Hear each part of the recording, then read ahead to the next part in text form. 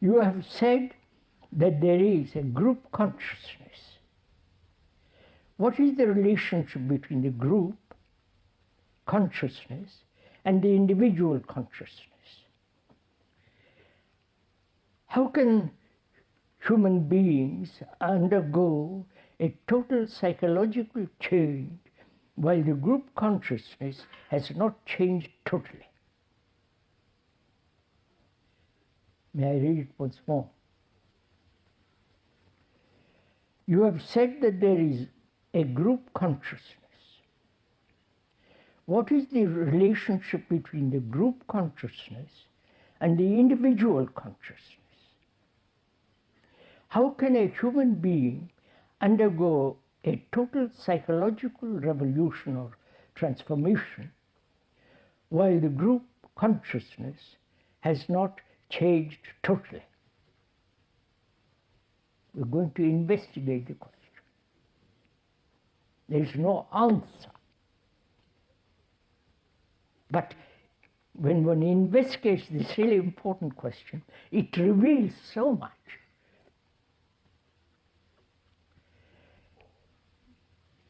First of all, is there a group consciousness?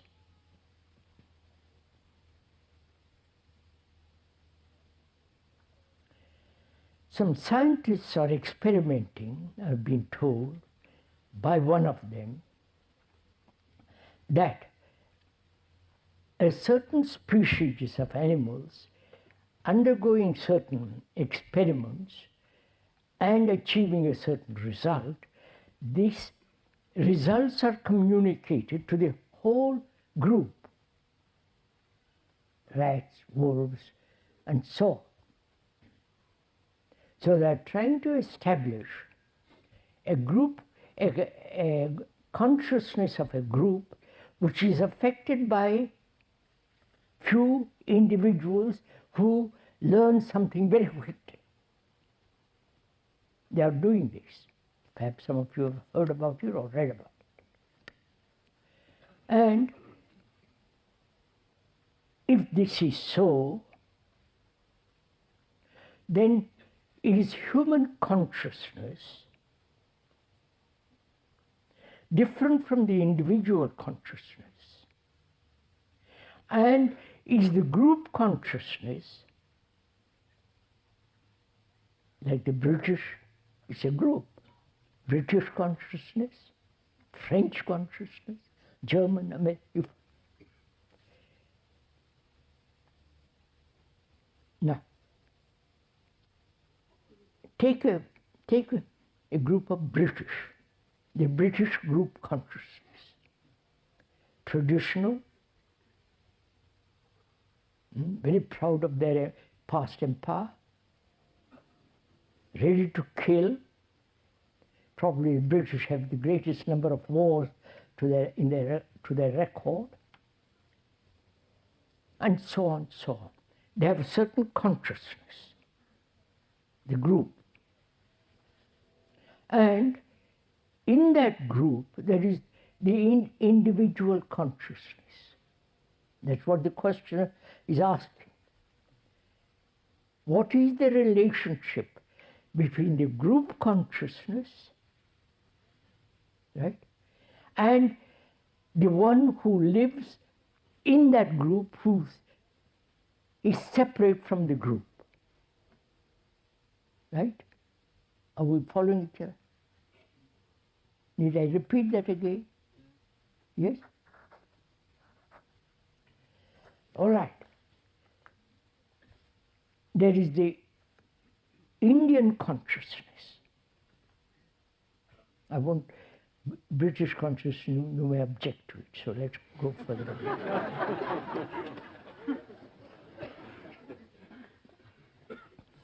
There is the Indian or Japanese consciousness as a group. And in that group, I live with my consciousness. The questioner asks,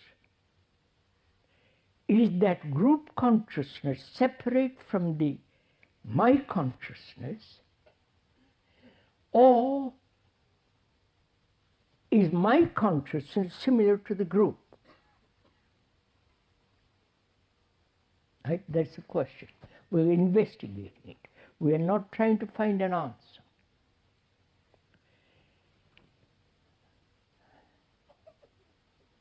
In that group consciousness of India, there are various levels of consciousness, the Brahmanical and so on, so on, so on. And if you're born in amongst one of those separate little groups continue in India, what is the relationship of that individual to that group? It may be a limited group, but it is the whole of Indian consciousness. You understand? You have to think with me a little bit.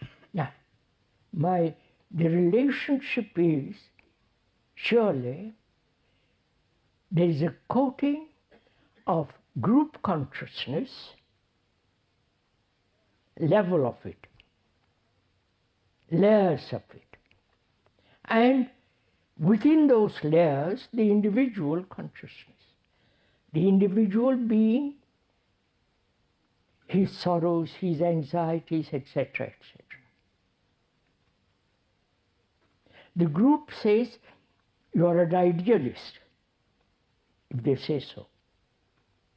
And you, within that group, are also have learned the importance or unimportance of an ideal. So what is the relationship of one who believes or doesn't believe in idealism and to the group that believes? You following? If he has no belief whatsoever in idealism, then he's totally out of the group. Right? But if he believes in idealism, he belongs to that group. Now, the question asks, how can a human being undergo a total psychological change while the group consciousness has not changed at all?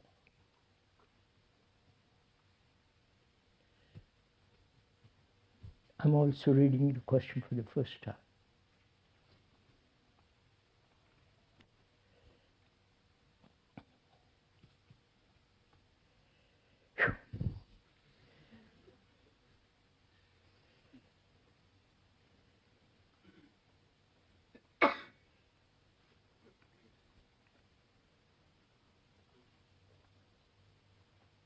First of all, is the group consciousness separate from me, from the individual consciousness?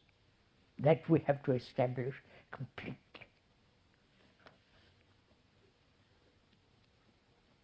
Are you an individual different from the group consciousness of a Briton, a British, or the French, or the Dutch, or whatever it is? Are you different, radically, from the country, the culture, the economic condition, the cultural education, all that? Are you different from the rest of the group?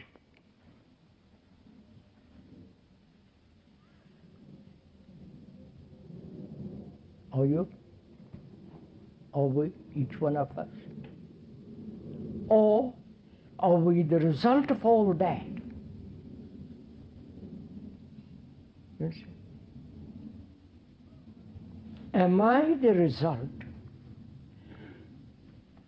of all of India, of Europe, of America? Because one has lived in these parts for most of one's life. Am I the result of all that? You following all this? Are we moving together?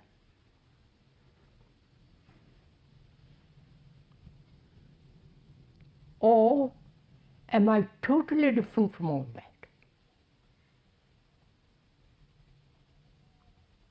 Or you're totally different from your culture, from your environment, from your heredity, from your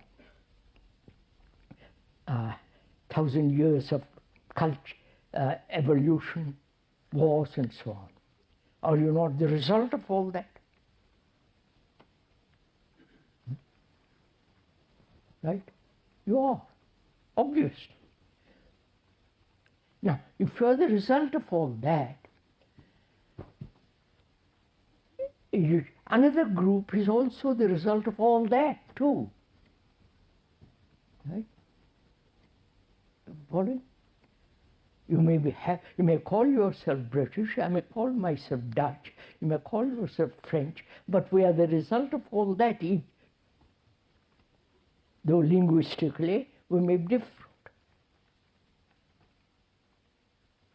So go a little further.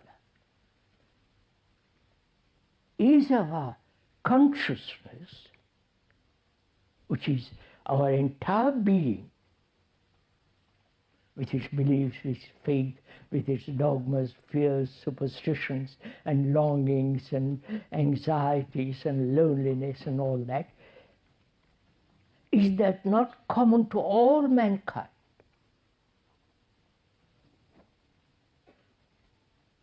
Right? This is, you will not accept what is for the next step if you don't understand this. Are we not? Each human being, the representative or is the rest of humanity, psychologically. Right? What do you say? Obviously. You suffer. The man in Japan suffers. They may be technologically terribly advanced, highly disciplined, industrious, keeping his place. This part of the Confucian education, culture. But inwardly, he's just like you and me. So, if the human being, who is the rest of mankind psychologically, if he changes completely, is he not adding, helping, increasing a totally different kind of mind to it? Are you following? All right. Suppose I change radically, belonging, recognizing that I am the rest of mankind, and I personally mean it. It's not just intellectual assumption. I am the rest of mankind, psychologically. I may be darker skinned than you are, but you have suffered, you suffer, and so on and so on. And I am the rest of mankind. If I change radically, am I not bringing into the consciousness of humanity, which I am I not bringing to it as something which is totally different? And if all of us were changing rapidly and adding to that, the content of human consciousness will also be affected. You following me? Right? Are we together in this? So, is it possible for human beings living wherever they are, assessing that our consciousness is similar to the rest of mankind, but clothed in different garments, when there is a change, radical change, it does affect the whole. Like Hitler affected the whole of human consciousness.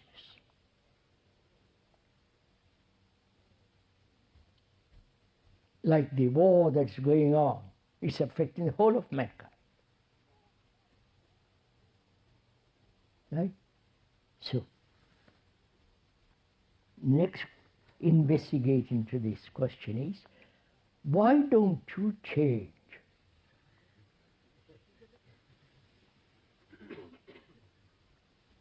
That's what's implied in this question. Why is it human beings who have lived on this marvelous, beautiful earth, which they are trying to destroy, why have they not, after so many centuries upon centuries of civilization, experienced sorrow, tears, joy, and all the rest of it? Why are they like this?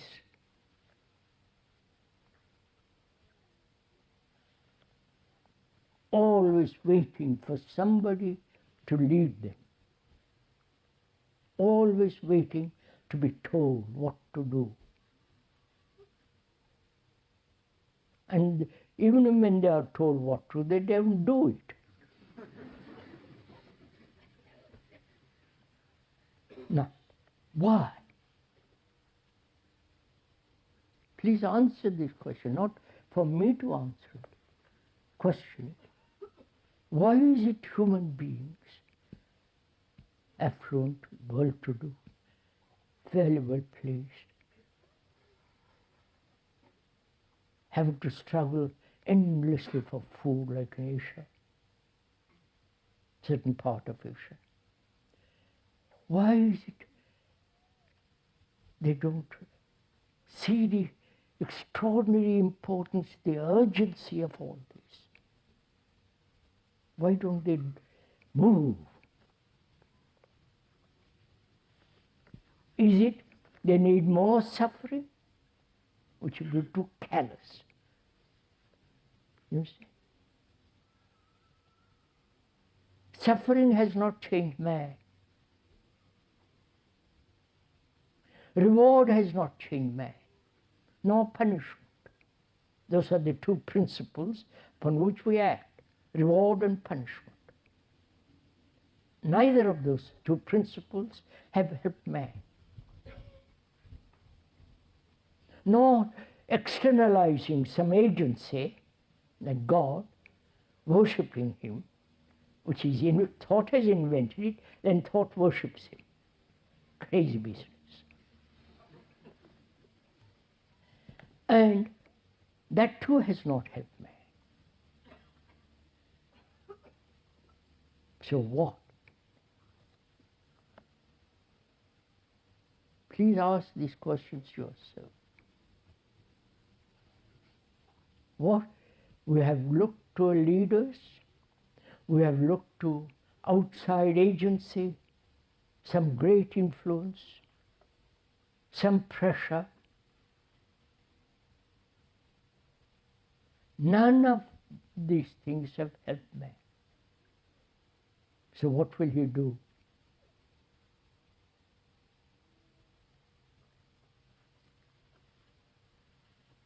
Go on, answer. To go off into communes and little this and little that? Or see the great danger of what is going on? See the utter lack of love in all this, utter callousness of human beings, killing for some piece of land, for some honor, a whole group of human beings. You understand, sir? So what will you all do?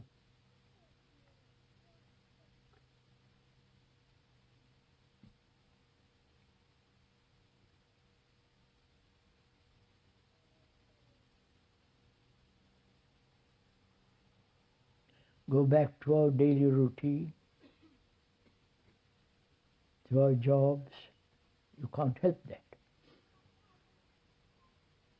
We have responsibility, so we have to do all that.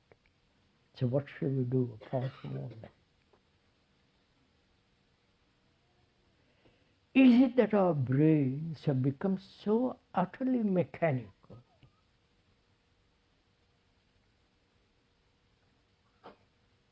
that any new challenge is immediately translated into the old pattern and go on with the old pattern?